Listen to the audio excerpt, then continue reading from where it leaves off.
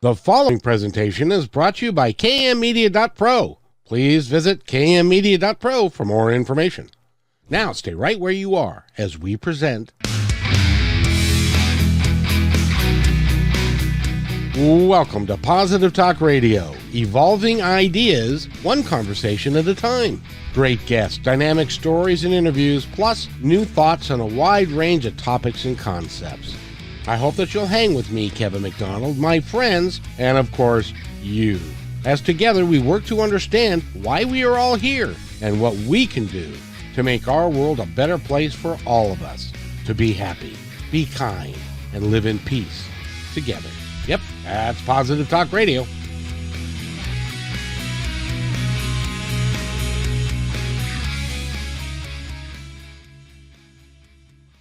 Positive Talk Radio. It's a Friday afternoon, and I'm very pleased and gifted because I get to talk to somebody who is really cool today, and she's an animal communicator, and she also works with humans, and she does a lot of psychic work as far as intuitive stuff, for lack of a better, I think that's as technical as I can get. And she is just a wonderful, wonderful lady. So I welcome Anne Lally to the show. How are you today? I am doing very well. Thank you, Kevin. How are you? I'm awesome, thank you. It's a beautiful day here in well, it's not beautiful, but it's close. But you see, this is really cool because you actually live near where I live. So that's which is awesome. So you live in somewhere north of Edmonds somewhere. That's right. And very good. And now you are an animal communicator and you do energy healing and you work with your heart chakra, which we're going to talk about quite a little bit today, as well as your animal communication and the other things that you do. And we've got a comment coming in. Oh, you might know this person. Allison says, hi. She was just on the show on KKNW at noon today, and she did a wonderful job of doing what she does, which she's, of course, one of the top 100 coaches in the world, and you know her, and she is the one who brought you to me. And so it's amazing how that works. It is. I can verify that she is one of the top 100 coaches. She is my coach. So. Oh, very nice. I think we all need a coach, unless you have a radio show, and then you can have an abundance of coaches, which is which is what I do. But it's awfully nice to have you here. And the first thing that I think our audience would like to know is, how long have you been doing this work, and what led you to it? So the short version of the story is that I started I understood that I could talk to animals back maybe 25 years ago. I adopted a dog, and I lived in Tucson at the time. And I decided her name was Brownie when I got her at the shelter, but I decided that I wanted to call her Zoe. And every time I would hear the name Zoe, I would say that name to her. I would hear Sasha in my mind. And it recurred over a series of days. And so finally one day it was like, okay, it's Sasha. And that was her name. And we went forward from there. And I later in life decided that I wanted to understand more about animal communication and how it worked and sort of hone my skills. And so I actually became a certified animal communicator with Communication for All Life University. So how do you do that? I mean, is it like a course you take, and is there a pass-fail? Can you actually fail a course? Can you fail the course? I don't think so. I think maybe you could decide that you weren't an animal communicator, but that it wasn't for you. But it's about an 18-month program. Oh, wow. That you practice every week, and you learn the energy healing techniques, and then you have to do 65 free ones, so that you really get a lot of animal communication under your belt, and you build the self-confidence to move forward with that. Do animals talk to us in pictures, or is it language? It's a combination, and it's sort of one of the clairs that you have, right? So there's Clairvoyance, which is seeing, and clairsentience, which is knowing, and clairaudience, which is hearing. And then there are a couple of others that are less common, I would say. So there's an olfactory one, there's a taste one. Those I get those sometimes as well if there was like a particular dish or a bush that an animal really liked to visit, and I could smell that when they Oh, want me to know that. cool. Yeah. And so after you took this course and you started doing animal communication, you also do healing work with the energy healing, right? I do. I do a couple of things. One of the things that I do is called emotional freedom technique, or EFT, and Right? that, or tapping. Other people know it as tapping. One of the things that's really good for is like behavior issues, or animals that have been in sort of chaotic situations or don't understand what's happening. I was talking to someone the other day, and a dog had been like brought from Louisiana to the Seattle area, and it was just, it was so freaked out because it didn't understand what was happening. No one had told it what was happening. And so it was just, I mean, you can imagine how anxious it would be. And talking to the dog kind of helped calm it down so that it understood what was happening. And then working on some tapping uh, really also sort of helped shift the dog's behavior. Now I've heard of people doing the tapping, but I've never heard of a dog Yeah. or a cat or another animal doing it. Are the pressure points the same or are they different? The pressure points are mostly the same. You don't tend to use, there's one that's under the arm. You don't tend to use that one. You can use it also on horses. And so if you're For the out, step pattern. yeah, if you're out, you can do it. It's easier to do it on horses that use that point. But for the most part, it's just like on the face and then here. And I can do it over Zoom or over the phone. And I say that, say the animal's name is Sasha. I am Sasha. I am Sasha. I am Sasha. And then I'll tap on myself, and it will help the animal. And then I'll do I am Anne, I am Anne, I am Anne to close it. So that's how I sort of keep our energies nice and separate. You know, I was talking with Allison the last hour on KKNW, and she mentioned, um, well, we got a call, and the individual said that she thought her significant other was kind of like an energy vampire. Mhm, And so I know in your work you have to protect yourself mhm. from other people's energy because you don't want to take that on. What are the steps you go through Mhm. to protect yourself energetically? So as a daily practice, I have a technique that was taught to me where I have an unassailable belief, which I won't share because it's right, but it's uh, like you could say that you have the unassailable belief that there is a war between good and evil on this planet. And like no argument, no newspaper article, no internet meme, nothing could sort of uh, change your view of that. And then you plug your energy field into that, and it just hums along beautifully. And you don't sort of have to, you kind of maybe can check in on it every once in a while, but for the most part, it runs itself because you're plugged into this thing. I initially thought, well, I know that I love my cat, right? I'll go ahead and I'll plug that's an unassailable belief. No one could shift me off of it. But the person who taught me this technique is like, I don't know if you want to connect your energy field to the love of your cat. And I thought, you know what, you're right. So I didn't do that. I used a different belief, and it just hums along, and I do well with it. And then before I work with people, I also surround myself in an orb of golden energy so Right. that not only am I protecting myself, I'm protecting them from me. Gotcha. Right. And Yeah. then, and yeah, because we all have energy. Mhm. We've talked about that many times on the show. Yeah. And sometimes the energy vibrates at different frequencies.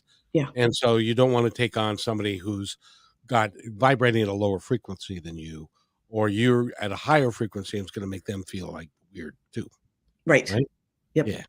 Yeah. So So kind good. of So, yeah. when did you, so you took the course and you did it for a couple of years and now I was looking at your website, by the way, and her website is an ancientconversation.com. Mhm. And you've got another one too, right? I do. It's the other one is heartwalkceremonies.com. Now, is that an Indian based or Native American based thing, or is that different than that? Maybe. The person I learned it from was Native American. I don't know, like, the lineage of that particular ceremony, but that's who taught it to me. Gotcha. And so I guess that was a pretty good guess on my part because if I don't know, it just seems like it would be Native American or from how that works. Mhm. And the other thing that you do, in addition to animal communication, by the way, can you communicate with animals that have crossed over? I can. Mhm. And because I've got a couple of animals that have crossed over, and one that I feel very close to still, even Mhm. though he's been gone for gosh, 18 years or 19 years, and so, but I've had dogs my whole life until now. I need to go get another one, I think.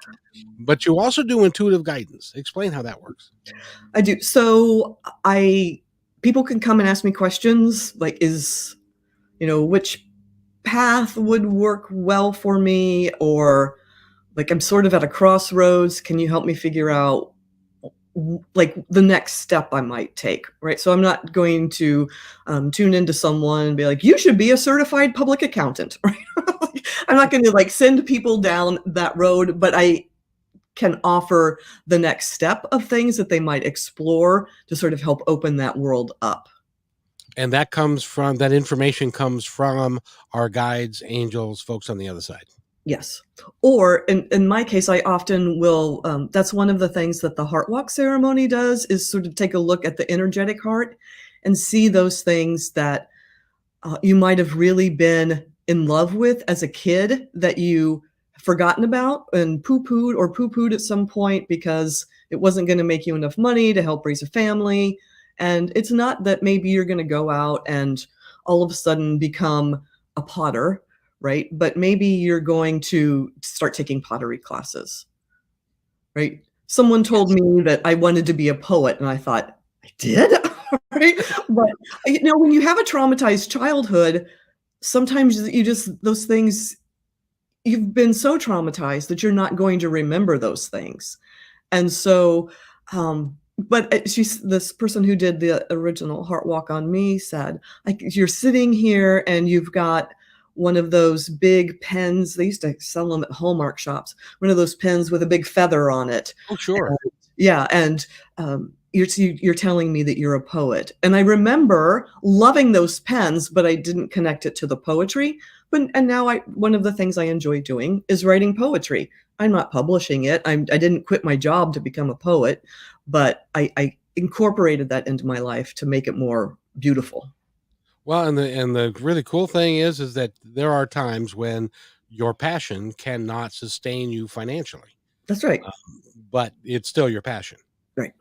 And in my world, the universe has designed this for me so that I can do this in a way, and they've taken the financial things away from me by and Mhm. large, so I Right. don't have to worry about that. So I can still do what I'm doing.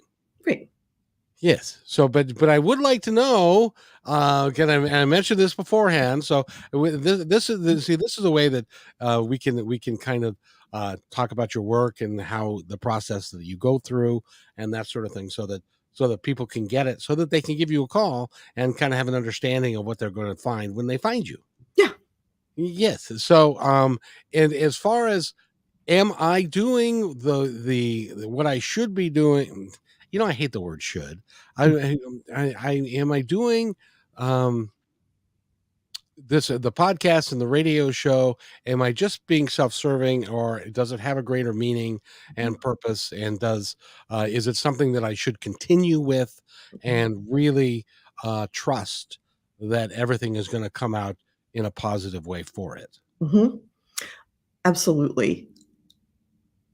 What they're showing me is, sort of that radio tower, with the broadcast signals coming off of it, and it's reaching, like, to the 4 corners of the globe and sort of lighting people up as it goes, and then those people are helping to light others up, and then that's how it's spreading, so it's not necessarily that those people that listen will have others listen, it's that they'll help make that change for in the others' lives, Gotcha. right? Gotcha. Go Because ahead. one of the things, I mean, we could all say that, the world looks a little iffy, right? But it always has. Like, think about the Crusades and whatever, World War II. But moving forward, we need a billion healers on this planet to help everybody heal. And so, we're not there yet. And shows and experiences like this help start those people on those paths. I couldn't agree more, which is, and why, I call it positive talk radio. Is it always really as positive and vivacious and there's nothing wrong in the world? No. But we if we take a positive approach to things and how we deal with each other, how we can be kind to one another, how we recognize that we are all one and that we are all really one community, and we work together to solve the problems that we have that can only be solved together, Right. then that's what my mission is, I think. Mhm. Yep, I would agree. And I love what I do. I love talking to people like you because you're very talented at what you do, and I couldn't agree. Is there any changes that I should make, or am I progressing on the path according to what they think? Because this is the way that I've always viewed it. Now, and your advice here, I've viewed it that I'm going to create the best possible talk show that I can with the best guests that I can find, and to put out a positive message. And then it's not my job to get people to listen, it's their job. Mhm. Mhm. They're telling me that you could this is I've been sort of in, internet analytics land, but they're telling me that you could ask for more referrals, tell your friends kinda thing. That could happen more often just to encourage people to spread the word. Well, what I really like is how you found me was you had a friend who listens to this show all the time. That's right, and it's not even Allison, it's someone else, so that's yeah. Yeah. So it's going to grow generically. It's going to grow just like from the ground up. But Mhm, as long as I populate it with people and we have our intentions in line, mhm, which is to do a good show and to help people understand that they can make a difference in their own lives, and they can make a difference in the world by making a difference in their own lives. Do you agree with mhm. that? Yes, absolutely. Good. Good. Yes. When you think about it, if you were in dire straits and you had a friend who was triggered by what's happening to you, is that friend gonna be very helpful to you, like, helping you calm down, or is that friend who has done their work and understands who they are and comes to you from a place of love and calmness and compassion, is that who you want coming helping you? And it's the second for me, right? I don't want For me someone, too. right? It's like, "Oh my god, your sister died, and, oh, I what would happen if my sister died, and, oh, let me give you a hug," and, like, right again, suck all of that energy off of you. No, you go do your work, and you process what's happening around what would happen if your sister died, and then come and hold my hand and, ask me what you can do. Now, do you consider yourself a bit of a medium too? Sometimes. I don't I don't tend to I'm not one of those people who can talk to people that have passed. At least I haven't been able to do it yet consistently. Okay.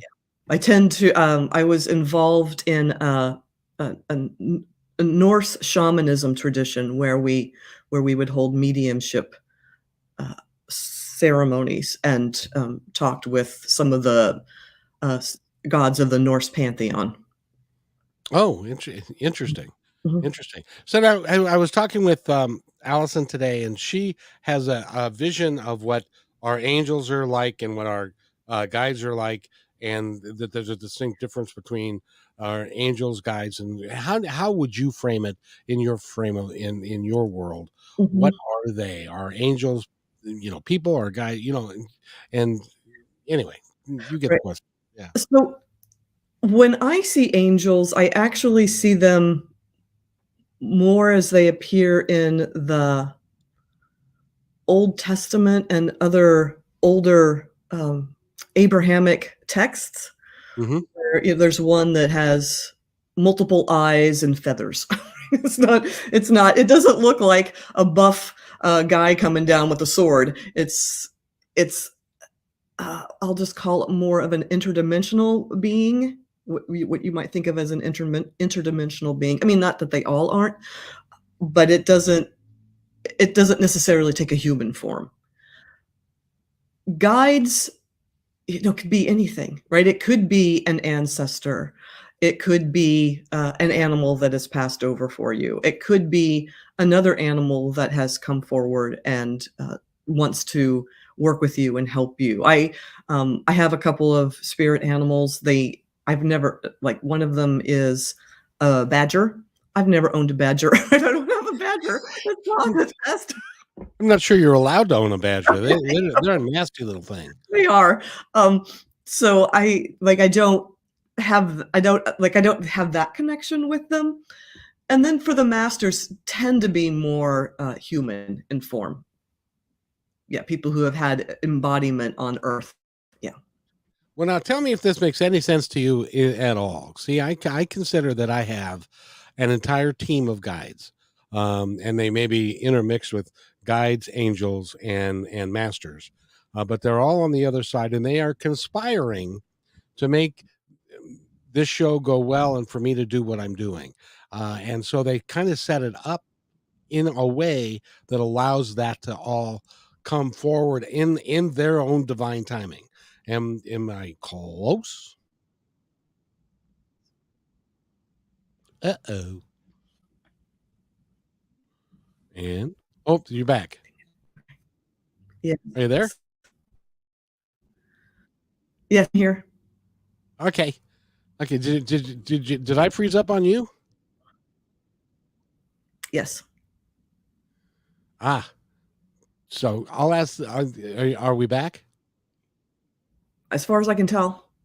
Yeah. Okay. Good. Good. I'll ask that question again.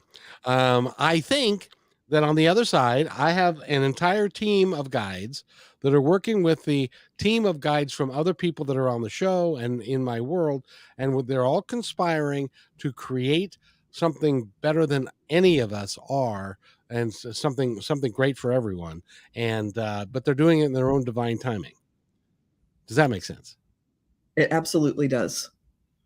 I consider it sort of to be the cosmic scheduler, right? When you need someone or it's time for the message that the person has, they'll show up.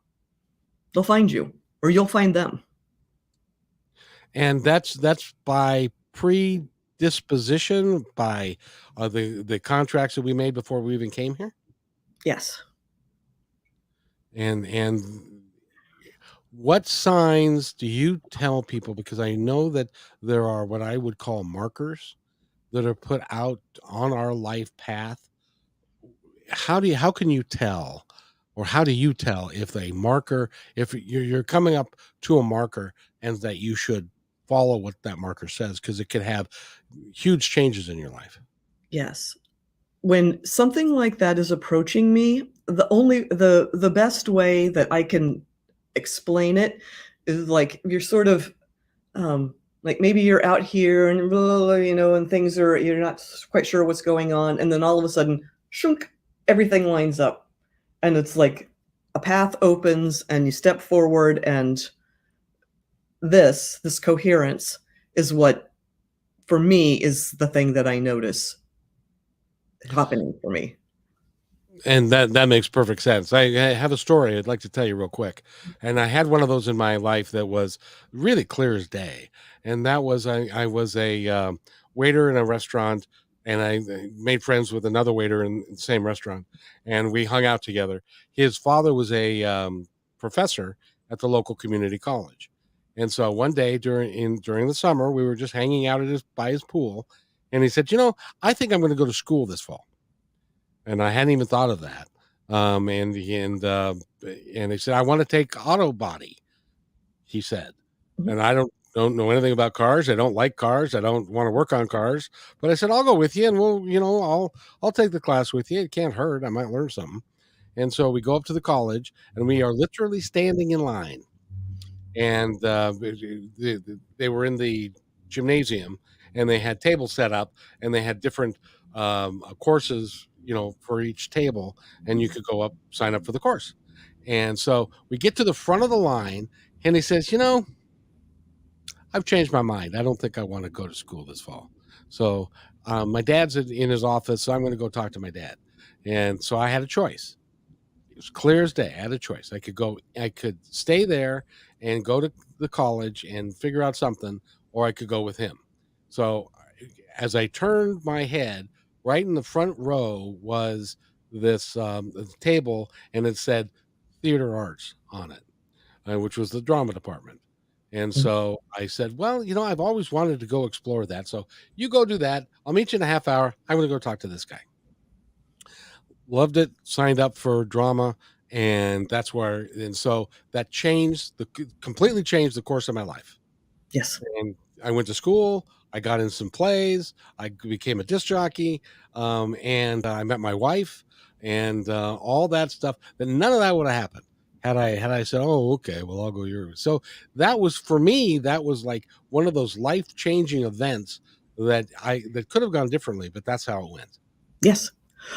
Something similar is I had like I was going to sign up for a class in college, similar situation, right? Pre-internet and everything days where you went and stood in line.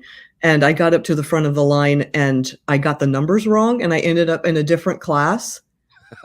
I loved it, right? It changed my life. And if I had stayed in sort of the comfort zone of this thing that I wanted rather than making the mistake, and that could be considered divine guidance, um, then it just took me on a completely different path.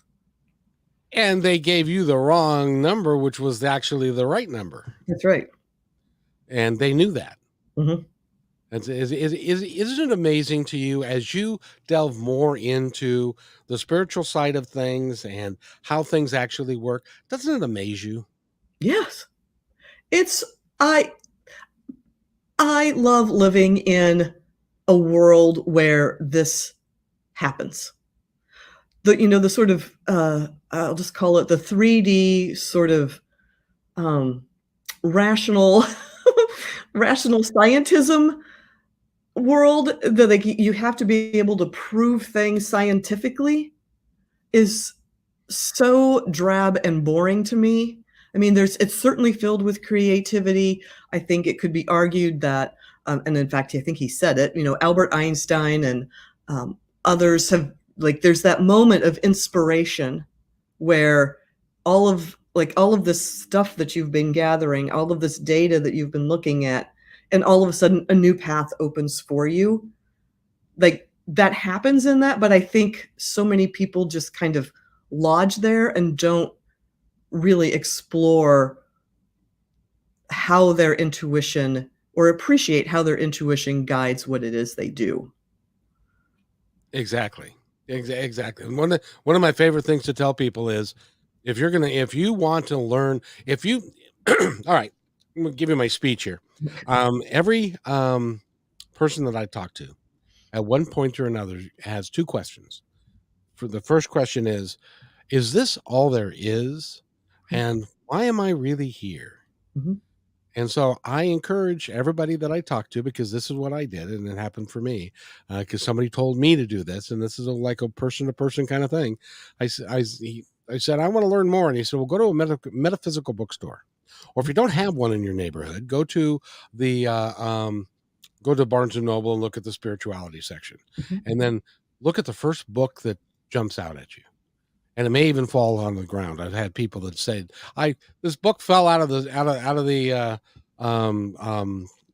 it fell right in front of me, and that's why I do what I did. So I picked it up and I bought it. For me, that was, and the book had just come out. It was called Journey of Souls. Dr. Michael Newton wrote it, and that quite literally changed my life because that was what I was led to do. Mhm. And go Yeah. ahead. I had a similar situation where I was actually working at Unity School of Christianity, Oh, as sure.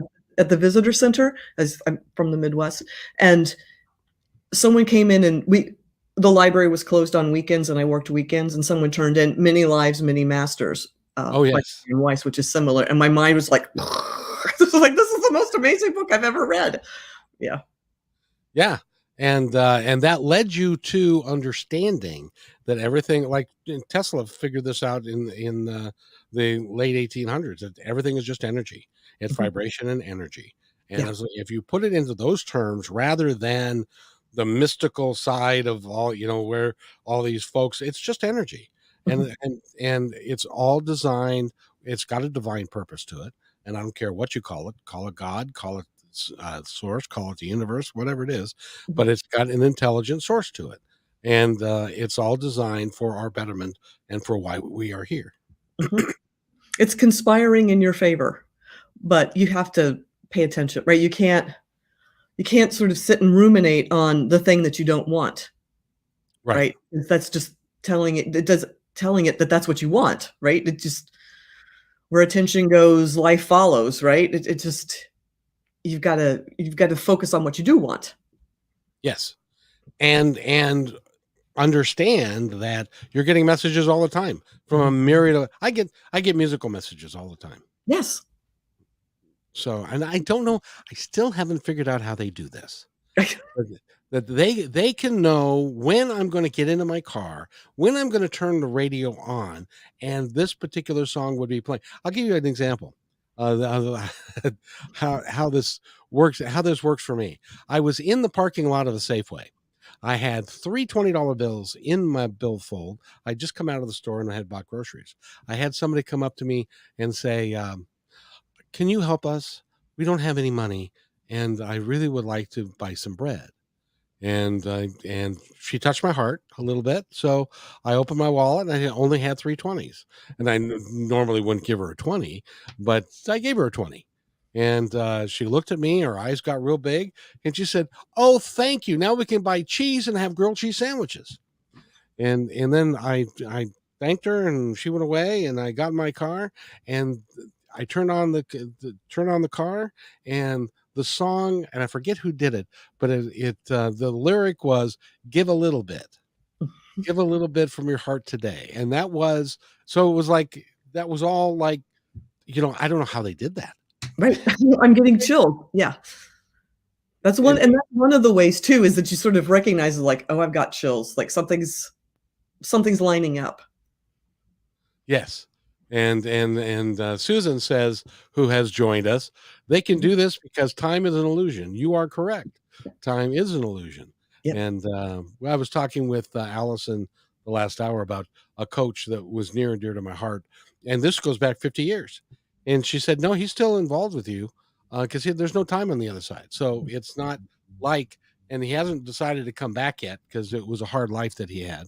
So, but even I've also understood, and tell me if this is true, I also understood that people can reincarnate here. They don't bring all their energy with them, so they leave some on the other side, and they can still act as your guide as well as have a human experience here.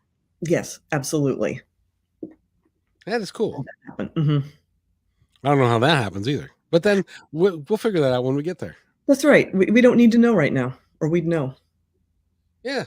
And so it works out really well. By the way, we're talking with Lally. She is an animal communicator and intuitive. She has guidance. If Susan, I don't know if you've got a cat or a dog or if you've got an animal, but if you do, if you give us her name, or his name, Anne may be able to talk with that animal a little bit. If you Yeah, want to put that into the chat, you can do that. Have I overspoken, or can you do that? I can. The type of animal is helpful as well. So if it's a cat or a dog or a bird, we've also You talked to snails and fish. you can talk to what? Did you say snails? I did. I've talked to a snail before. And what did the snail have to say for? That sounds like an old joke. What did the snail? Yeah, so the snail was so the question was whether the person's companion, the snail's companion wanted to know if it was happy, like with the tank that it had, and it said yes, it had the right amount of gravelly stuff and smooth stuff, and it needed a little bit more, like it needed a little patch of sand as opposed to gravel, but other than that, it was aces. And I will say that in that case, it was all sort of impressions, whereas sometimes with animals, it is words, like words that they've heard or pictures that they've seen, but with like fish and things like that, it tends to be more just impressions. I I gotta ask you because I went and Susan does have a question for you, and I'll Okay. put it up here in a sec. But I went on a fishing expedition with a bunch of guys, and it was went out on no on the ocean, and it was beautiful being out there on the ocean and seeing. We saw some whales and some stuff like that. Well, then we started catching fish, and it was like it was like a bloodbath. It was, we were catching bottom fish, and there was like a ton of fish, and most of it got wasted. And I thought, what a useless experience this is. And then I got to thinking, do fish feel the pain when they bite into your hook? You have any any idea about that? Uh, Sometimes yes, but I will say that there's an understanding in sort of beings that are not so rational and as us, right? The like cognitive that of the sort of web of life, and they understand that they're changing that like they're being given the opportunity to change in consciousness, to experience a different consciousness. Gotcha. Right, so if you eat a fish, then that fish gets to experience your consciousness with you. Oh, that's interesting. That, Yeah. now that's a good take on it. Then I would eat or a cow or a chicken or any of those things. By the way, there are a lot of us that are not very rational as well. So I'm Well, just that's true. That's true. And I will say, so like there's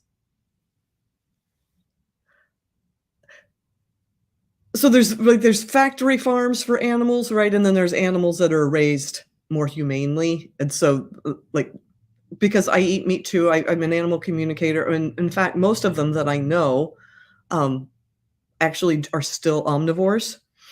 And it's it's because there's that understanding of um, this is a sacred act, and I can partake in. I have the opportunity to partake in that. gotcha. I understand. So Susan says she doesn't have a dog or a cat now, but she used to have a dog that she's been told hangs out with her. Do you see any critter spirits with me? Her name is Susan Snyder. Mhm. There was one that just showed up and then it kind of bleeped out again. It's a squirrel. Like it's a I keep seeing a squirrel holding like one of those nuts in its hands like it does to eat, and it's with you to encourage you to be playful and They to are very playful. enjoy running around and just like not necessarily that you need to run, right? Just that you like the experience of living. So it's not because she has a squirrely personality or anything like that. Okay. Oh, yeah. It's the Uh, delight of living. Well, that's cool. And Susan, if you can come up with a name for the dog or the type of breed it was, that would help. As a matter of fact, you on your website, oh, she says, cool, thanks. On your website, you talk about the fact that one of your favorite dogs was a Labrador Australian Shepherd mix. Is that correct? Hmm. That was my favorite dog as well. Yeah. They are just, and his name was Crockett, and Yeah. he's been gone 20 years now. And and I got to tell you a story about him, which there are people who come up to me every now and again, and they will say, "I know you talk to a lot of psychics and a lot of mediums and a lot of energy healers and a lot of people like that. Is any of that real? Come on, is it really real?" I was driving one day. I was going to do a radio show in KLAY in Tacoma, and I was on my way there. And I have a good friend. Her name is Kim Miller. She's a psychic medium and also an animal communicator like you. And and Crockett hadn't been feeling very well, and he'd been throwing up, and he wasn't eating. And so I called Kim and I said, "Can you look at Crockett? And I know you can do this too. Can you look at Crockett and see what's going on with him?" And she looked for a moment. She said, "Oh, Kevin, I'm sorry. I think he's got a tumor. He's got a tumor somewheres in the stomach region." And so I went and did my show, and I came back, and he wasn't any better. So I took him to the vet. And she said, "Well, let's run some blood tests and let's run the." And I said, "Before you do any of that, could you take a chest or an X-ray of his body and let me know if you see anything?" So by the time I got home, it was only 10 minutes away, but by the time I'd gotten home, she called. The vet called and said, "You can come back and pick up Crockett now." And so I went back, and he said, and I said, "Did you find anything?" And she said, "He has a grapefruit-sized tumor attached to his stomach and his spleen, and we can take it out, but might give him 6 months to live." And so that was Valentine's Day, and so I had to put him down on Valentine's Day. He was only 8 years old, but that told me. See, Kim knew that, Mhm. and she knew that completely and totally. And from that day forward, I trust you guys. You Yeah. guys, I trust you more than sometimes the medical people that are out there because of stuff like that. I had no earthly idea. Yeah. But you loved your Labrador Aussie as well. I did. Yep. Um, and that's one of them that her name was Sasha, right, that got me into this. And I had another most recent dog.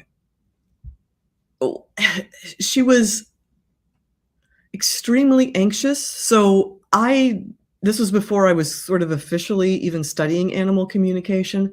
I had someone talk with her. I had gotten her from Homeward Pet over in Woodinville, and she had come from Spokane, from I think from the Spokane County, uh, uh, sorry, animal rescue place.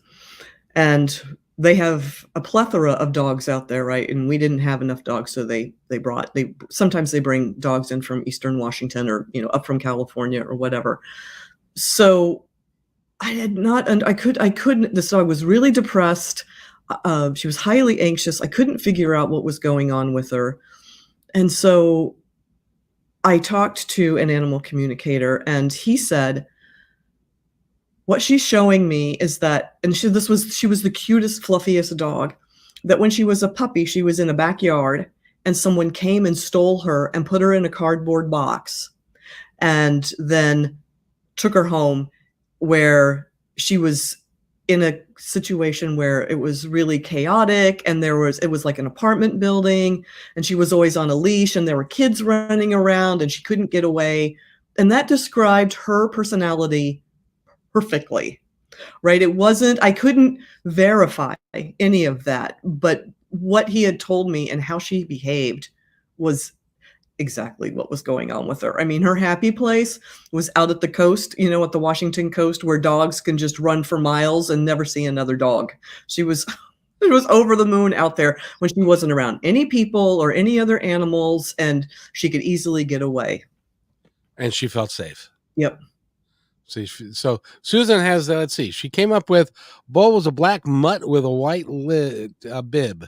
Yeah, Lab Shepherd mix. He was our family pet. I love Lab Shepherd mixes. yeah, They're beautiful dogs too. yeah. So he's I will say he's around. He he told me he has other irons in the fire as well. That's hilarious. I love the phrases that come through sometimes. Um, he said, but I've got a handle on it. He says that there are times when you wonder if he's around because you'll see something out of the corner of your eye, and that is him. He's confirming that that is the case. Oh, cool. Yeah. And so, and they do tend to come around. And on the other side, when we get there, I'm convinced that Crockett's going to be there to meet me. Mhm. Yeah, or that energy. Yeah. I, um I know that one time you're welcome, Susan. Um, I was working with someone who was an intuitive, and she was like, "Whoa, you've got this huge pack of dogs on the other side." And I haven't always had, I've had 3 or 4 dogs in my life. I haven't had a pack of dogs, but I also think that those are dogs from other lives, or dogs that my dogs that have passed have recruited to help come and work with me, particularly if I'm going through something pretty difficult, then I need sort of to be surrounded by uh, a pack of protective animals, then they'll come. That's really cool. Yeah. And so you've been doing this work for since you were what, 10? So it's been 20 years. So you're about 30, right? Right, yeah, that's it. So you've been doing this a while. Would you anticipate that your practice is going to change and grow, or are you going to continue doing what you're doing? I plan to continue doing what I'm doing. I love all of the pieces of it. Someone once told me that because I am I'm not into astrology, but I enjoy being sort of informed by astrology, and someone told me that because I am a Gemini North Node, that doing multiple different things is what's going to keep me happy. So that's why, like, I do the animal communication, and I do the heart walks, and I do the soul retrievals, and I do the energy healing and the EFT. I love having all of those tools in my toolkit to help people. We haven't talked about the heart walk as yet. So can you describe that, what it is, and how you utilize it? Mhm. So what I do is I protect myself so that I can protect you, and this is the short version, and I take a journey to the person's energetic heart, and I assess what's going on the outside, with the sort of the outside of the heart. Usually there's some sort of protective barrier. I've seen everything from like one of those big bank vault doors to like a wooden door that you might see in a fairy castle, to one of those circular just openings like you see looking through into a garden, and it'll have rose bushes. So I take a look at that. Sometimes there are guardians or symbols sitting outside the the um, the heart, and so I can. And often, if there's a guardian, it's time for I negotiate, because in those cases, it's either a really dispossessed aspect of the self, or it's a very protective one. And so I will often sit and negotiate and talk to that aspect to gain the trust, and so that this guardian feels a sense of safety. Like, it's not going to be yet another attack on the heart, and I'm not going in there to sort of, like, when you let someone into your life and they completely break your heart, that's the opposite of what I'm doing. And that I am managing my energy, and I'm managing their energy, and then what generally happens is that ages that come forward and want to communicate things that are going on or things that are it's ready to be released. And so, like one time I saw this empty cradle in someone's like the first chamber, and uh, I said, I don't know what this like. I don't try to interpret what things are. I just tell people what I see. And so I said, I see this cradle, and the side is down, and it's empty, and I don't know what that is, but that's what this younger self of you is showing me. And she was like, I know what that's about. And so she didn't tell me, which is fine. I don't need to know, right, to help. And I got a text from her later, and she told me what it was, which I don't feel like I can share, but she said, I realized that that's still there and it's time for me to let it go. And so I'm going to start doing some work around that. So it can be both, oh, there's this thing that needs to be released now, and it's time for it to be released because it's coming up, right? If you didn't have the tools or the ability to release it, it wouldn't show up. Or it's like I said about the poetry. It's like, oh, you really wanted to be a poet, or you really wanted to play one of those keytars, right? The keyboard that's a guitar that looks like a guitar. That was the thing that you would just love that watching MTV as a kid. Thought that was the coolest thing ever, right? So that kind of stuff. And sometimes, and this is how I kind of do the mediumship thing. Sometimes people's ancestors will show up and have a message for them, or they'll show up like one person's showed up as a leprechaun dancing on a big pot of gold, and she said, oh my god, that's my husband that's passed. Right? And so I didn't know that, and I wasn't going to try to interpret that, but Oh, she knew. very. Yeah. Yeah, so it was a leprechaun, was it now? Just a little leprechaun. Yeah. And so I got to ask you, other than the fact that I think my heart still works, can Mhm. you uh just I know that you do 30 minutes and 15-minute sessions, and you do Mhm. all of that, and please go to her website again is an ancientconversation.com, and you can get all the information you need to about her. That's an ancientconversation.com. But can you give me just a little inkling into do I have like a medieval knight guarding my heart? You don't, but you have, what I'm seeing is kind of, it's metal, and it has, like, rivets around the outside of it. It's open, but there's still this sort of, uh, metal. I'm being given the word carapace. I don't usually use that word. Um, If I even knew what it meant, that would be cool. right? What, Well, yeah, what does it carapace mean? is what surrounds a cockroach, or like an exoskeleton, a carapace. Oh, lovely. Yeah. Or a beetle. Let's use a beetle instead That of a I let's use a beetle. I don't like cockroaches much. I don't either. That's why I live here, right? Um, Right. not in Tucson. Eh, yeah, but so there's a little grate. So what that tells me is that you're still kind of guarded, but there's also love and information flowing in and out. Ah, and that really makes perfect sense when you look at it just as a real thumbnail. That makes perfect sense because that Mhm, that is exactly. I'm not guarded. My heart isn't closed, but I am aware, mhm, and I'm aware that there are times when I need to protect myself mhm, from other people, especially doing what I'm doing, because everybody believes that doing this is number one easy, number two it's a great big ego thing, and so they get involved and they want to be with the ego and all that kind of stuff, and that can have no place in what I do. yeah, And so those people I have to gently say I love you and goodbye. mhm. So and Susan has not to change the subject, but she's had more guinea pigs than dogs. She had three as a kid, plus your brother had a pig, and my son has three guinea pigs, one after another.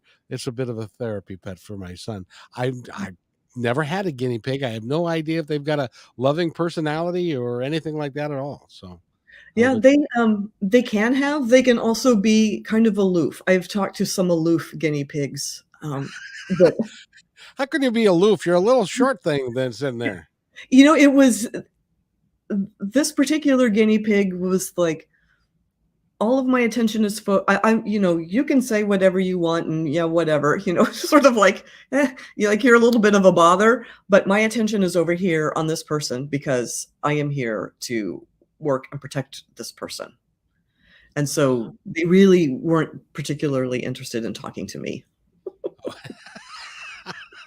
Because they're aloof and they don't of course with a name like a guinea pig, I suppose you'd have to have some sort of ego around yourself. Yes, right. And I the difference was this person just wanted to know what the guinea pigs thought. They didn't have specific questions. So I think if I had had specific questions for the guinea pig, like how does this person's daughter need help with, is there something that the guinea pig could communicate that would help the daughter that Right. you need to know, then that would be a better entree into it than just sort of, "Hey, what's shaking? How do you like being a guinea pig?" Yeah, weren't It's interested. I'm short. It's tall up there. I don't know. I Yeah. have no idea. By the way, Anne, it's been great. It's been a lot of fun talking to you today. I Yes, I really had a enjoyed it. blast. I am glad. And so you're going to come back on to KKNW 11:50 a.m. on noon on the 22nd of July. I We've already am. figured that out, and Yep. you're going to be able to talk to people, and I'd like to have you back. I currently don't have a animal communicator that I'm working with, so Okay. I would love um, to come back. I love this work. This is what lights me up. It makes me so happy. well, you should. From where I sit, I'm happy every day because I get to do this a lot, Yeah. and I really really enjoy talking to people like you and Susan and Allison and people because altogether we can make we. I honestly believe. Now, you tell me this from your psychic ability. I honestly believe that we legitimately within my lifetime, which I'm a little older than you, but Mhm. within my lifetime, I think that we can make a legitimate difference in the world. Absolutely.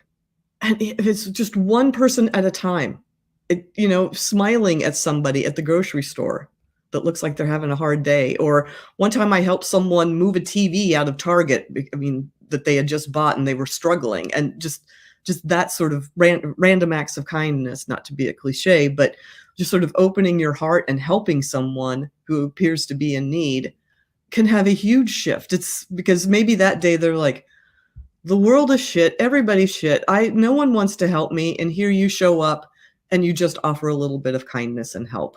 It's huge. When I was driving a bus for 12 years for King County Metro, and I made it my mission to talk to everybody who got on my bus Yeah. and just say hello, say hi, how are you? And 99.8532% of the time I was successful. Yeah. Then there was a 1 point something percent where I was not I didn't do as well as I'd like to have done. But that's Mhm. what being human is all about. That's great. But what I found is I could legitimately change the energy that was on the bus for all the people that were on there based upon my behavior. Yes. So that told me that we have no earthly idea how our behavior affects the entire world. Yep. And Absolutely. we yes, go ahead. No, go ahead.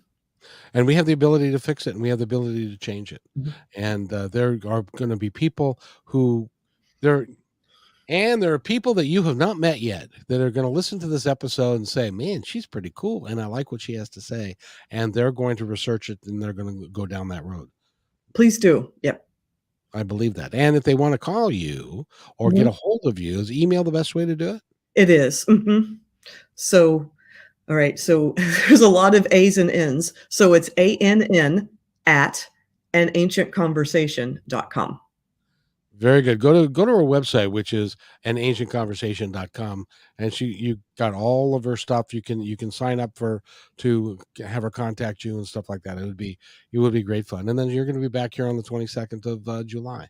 Yes. Um, so this will be fun. This will be fun. Agree. Yeah. Now, I always like to do this, especially with a first time guest.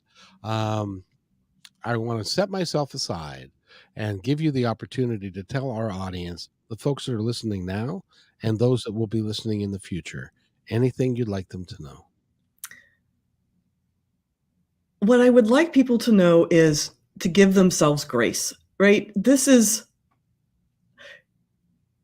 the energies on the planet, the things that are going on are rough. They're just so many people have had their hearts broken by what's happening. This obviously isn't new. What's new, what's maybe 20th or 21st century, is that you find out about everything in the world, right? 200 years ago, you would know what was happening in your village or the nearest city or the city that you lived in, right? But you know everything that's happening in the world all the time. And your central nervous system, evolutionarily, is just not designed to deal with that. And so give yourself grace. Don't turn off the news. Try to maybe read the newspaper rather than watching it and seeing all the flashing and the crying and the explosions and the whatever, and just try to like do a little bit of a news fast, just a couple of days. Everybody who does it, and I've read about it. It's just like it's changed my life, right? I'm happier. I'm calmer. I can deal with people, right? So just try to give yourself and others grace right now. It's interesting you say that. I just had brought up for myself a interesting example, which is that our society has changed so fast and technology has changed so fast.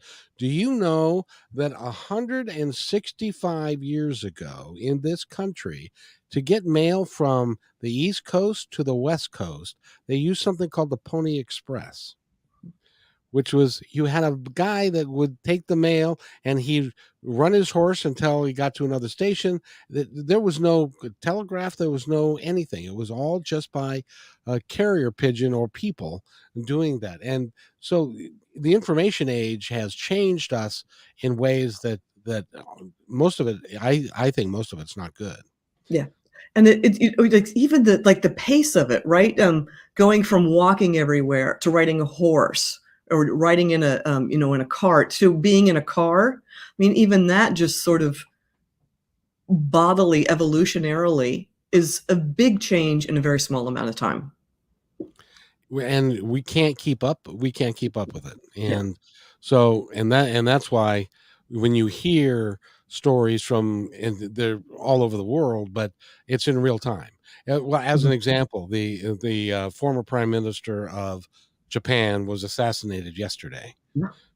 We knew about that within 2 hours of the time that he was shot. Mhm.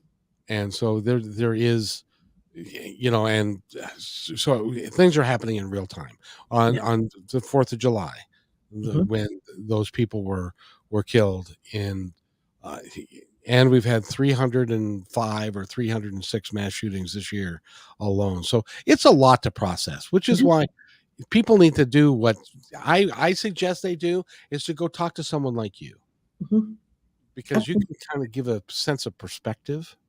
That and how you might be able to help, or go out in nature and just lay on the earth, or take your shoes off and put your feet on the earth to just ground yourself and process. I was working in a really high EMF environment, and my doctor, my physician, was like, "You need to go out, put your hands on a tree, and just ask it to drain, to drain that stuff out of you and to ground you." And I asked permission from the tree because that's who I am, and the tree, some trees said no, some said yes, and so I did that, and it totally changed my life. I just want to implore anybody to that. We live in the Great Northwest, Ann and I do, and so there are lots of big trees around. But wherever you live, don't do it with a cactus. That's probably not a good idea. But Mm. if you Yeah. find a tree, just go up and put your hands on it, and you'll feel the life force Yeah. in that tree. It will become apparent to you, and then you can no longer deny that energy is the basis of everything.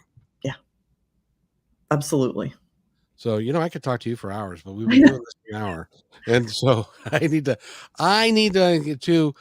give you the opportunity to let you to honor your time. And I'm sure you got something else to do today, but No. But I have enjoyed this immensely. I love talking about this. and so me too. Yeah. Me too. And I think it can have a great positive impact on our world today. I really do. So, Anne Lally has been our guest, and go to her website, which is anancientconversation.com or Anne at anancientconversation.com, and get a hold of her. And she can work remotely. She can do anything you want. Yep. So I appreciate you being here. Anything else before we go, my friend? I just want to say, give yourself grace. Wallow in gratitude. That'll help so much. And know that you are enough. Yes. The trees think you're enough. God thinks you're enough. Therefore, you are Yep. enough. And thank you so much. And we'll see you next time, everybody. Hold on just a second. Hey, thanks for enjoying this episode all the way to the end. Please give us a like and subscribe to this channel. This has been a production of positivetalkradio.net. Please visit our website, oddly named positivetalkradio.net, for more details about us and our mission, which is to provide great positive programming designed to inspire us all. I'm Kevin McDonald, and I'm proud of these shows, and I truly hope that you'll like them and share them with friends and family. So on behalf of our entire team, remember, be kind to one another, because each other's all we got.